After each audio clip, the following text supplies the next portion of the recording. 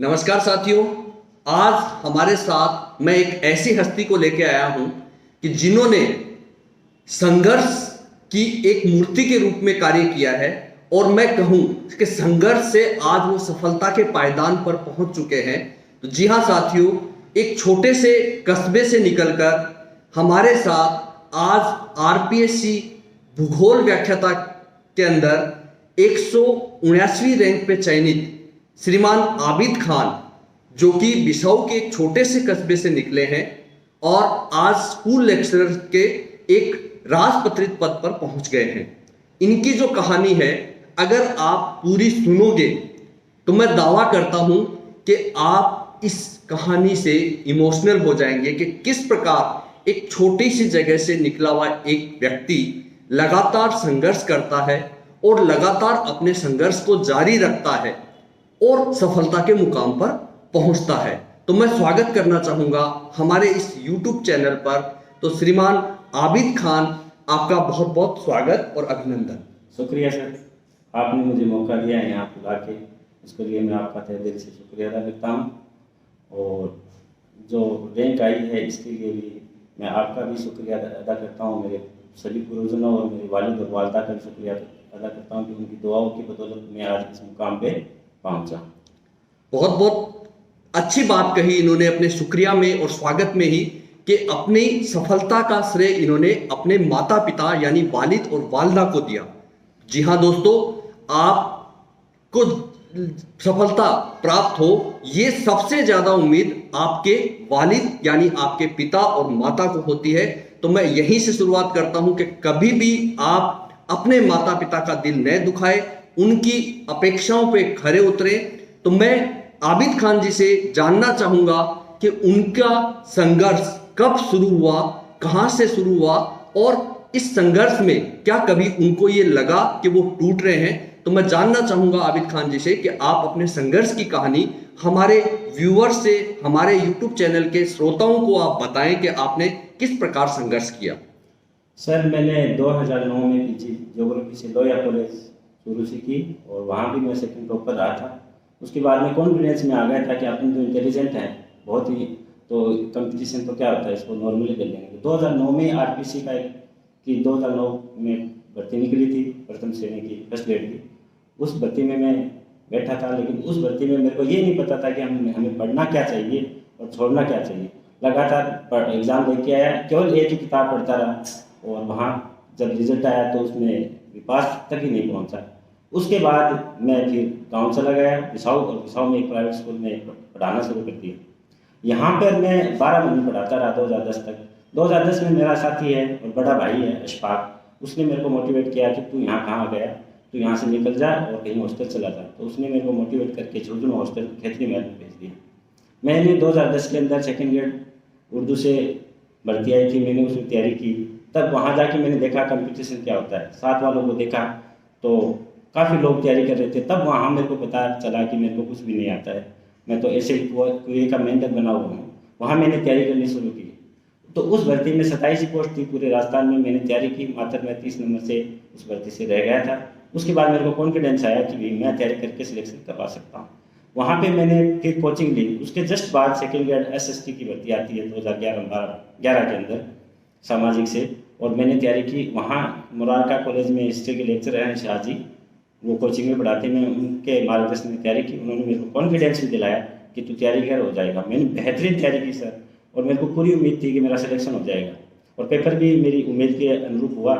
और मैं जब वो रिजल्ट आया तो मेरे को पहले पूरी उम्मीद थी कि मेरा सिलेक्शन हो जाएगा 2011 की सामाजिक में। जब वो रिजल्ट आया तो मेरी 357 रही और मेरे 347 नंबर बने। मैं फिर थोड़ा समावेश हुआ और फिर मैंने वापस है वहाँ से फिर मैं घर आ गया, और घर आने के बाद मैं मदरसा पैरा टीचर लग गए। उस समय फिर मैंने ज्वाइन कर ली मदरसा पैरा टीचर। साथ में एक बिसाऊ के अंदर नॉर्मल कोचिंग चल रही थी, उसमें पढ़ाना शुरू कर दिया। उसके साथ 2012 की भर्ती के अंदर मैंने ये आरटेट के तहत 2012 उर्दू से चूर में मैंने मेरी किस्मत आजमाई, और उसके अंदर मैंने दिया और मेरी 16वीं रैंक के ऊपर मेरा सिलेक्शन हो गया।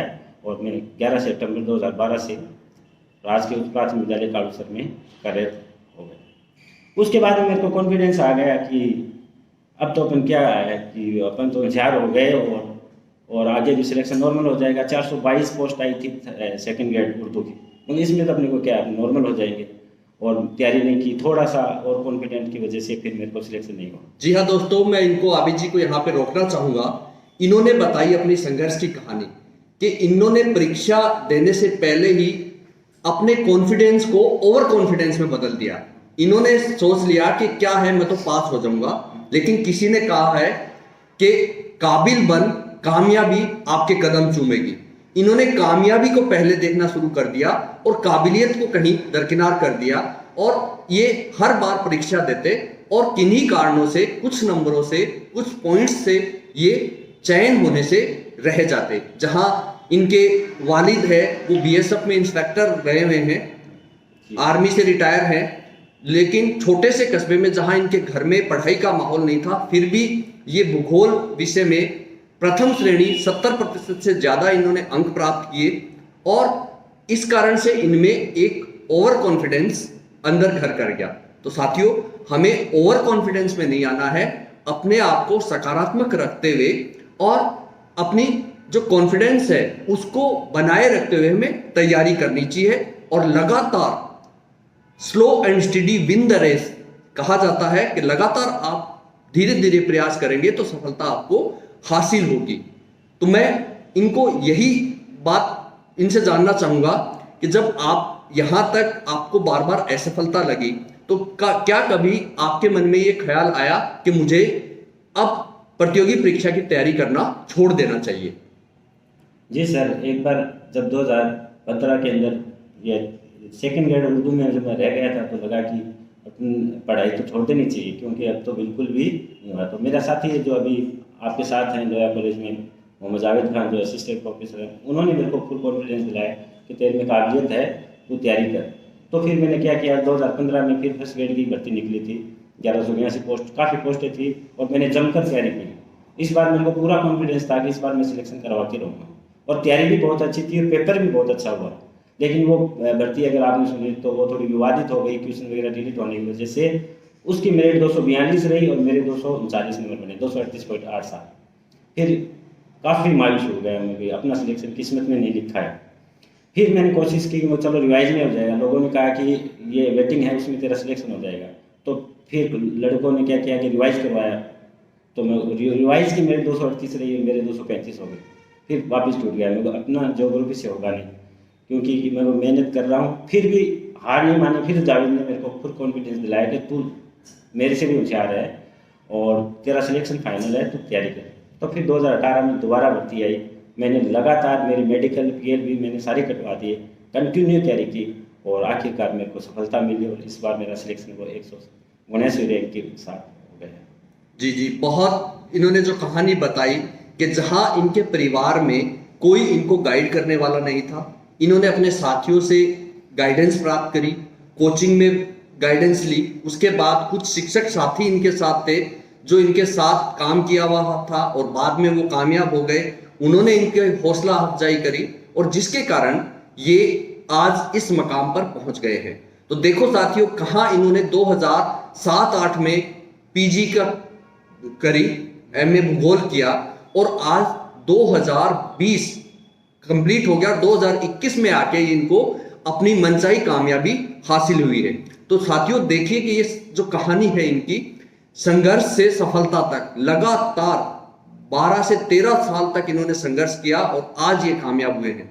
तो इनकी इस कहानी से आप ये सबक प्राप्त करिए कि आपको लगातार प्रयास करना है, टूटना नहीं है, रुकना नहीं है। गाना बहुत फेमस है, रुक जाना नहीं राही तू कभी हार के। तो हमें इनकी इस कहानी से, इनकी इस आत्म जो इनका कहानी है, उनसे ये सीख मिलती है कि हमें लगातार प्रयास करते रहना चाहिए। इसके अलावा आप और कुछ बात हमारे व्यूअर्स को बताना चाहेंगे तो आबिद जी आप जरूर बताएं, क्या आप कहना चाहते हैं? मैं तो सर बस यही कहूँगा कि जो तैयारी कर रहे हैं वो लगातार अगर तैयारी करेंगे तो सफलता निश्चित है। ये चीज़ मेरे को पूरी मालूम हो गई है कि अगर आप लगातार तैयारी करोगे तो आपको निश्चित रूप से सफलता मिलेगी, चाहे वो थोड़ा टाइम निकल जाए, वक्त आने पर आपको सफलता जरूर मिलेगी। क्योंकि मेरे को सर मैं एक भी चीज़ में बात छोड़ गया था बीच में कि 2018 में 16 में मैंने जब 15 वाली भर्ती का एग्ज़ाम दिया था, उस समय मेरा पेपर ठीक हुआ था, तो उसका रिजल्ट आने के बाद मैंने नेट का एग्ज़ाम दिया। वो फ्रस्ट्रेशन था मेरा कि भाई मेरी तैयारी इतनी अच्छी है, उसके बाद में मेरा ये यहाँ सिलेक्शन नहीं हुआ।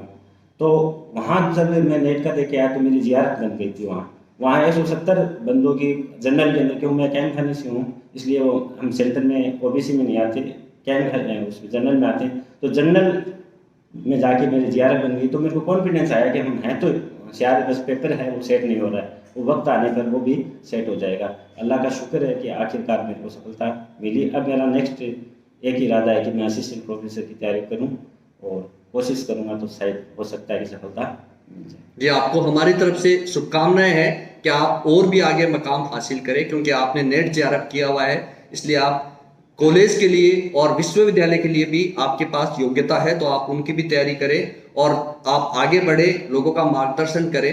यही जो इन्होंने बात कही कि इन्होंने तैयारी की, कई बार हम तैयारी करते हैं और उसके अंदर हमें पता नहीं होता कि हम तैयारी किस रास्ते में कर रहे हैं, किस दिशा में कर रहे हैं।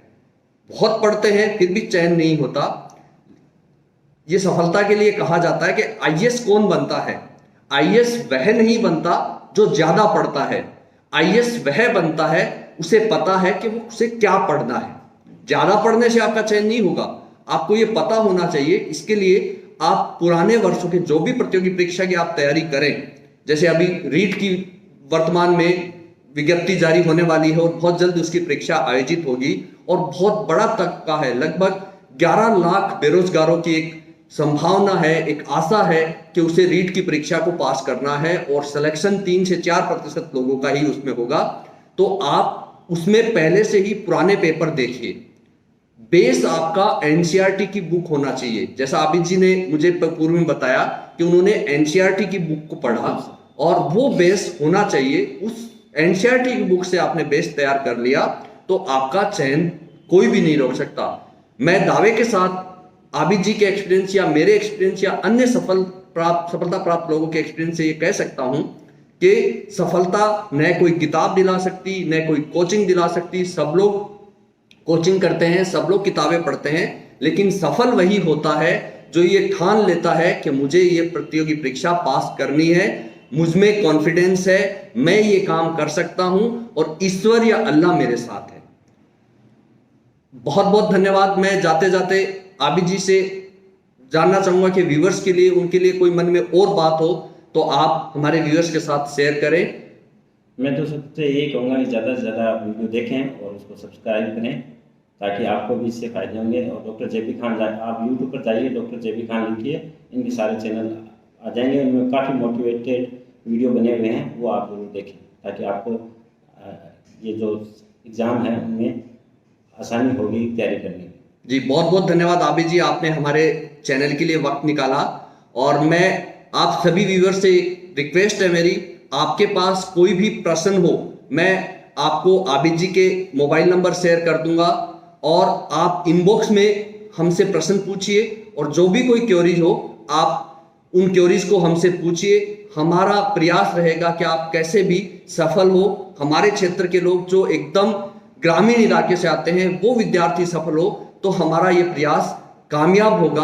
आप सभी का बहुत बहुत धन्यवाद। आप हमारे वीडियो को इसी तरीके से लाइक करते रहें, चैनल को सब्सक्राइब करें ताकि हम आपके लिए समय समय पे विभिन्न प्रतियोगी परीक्षा की तैयारी से संबंधित और सफल व्यक्तियों से संबंधित वीडियो आपके लिए लेके आएंगे। आपका बहुत बहुत धन्यवाद।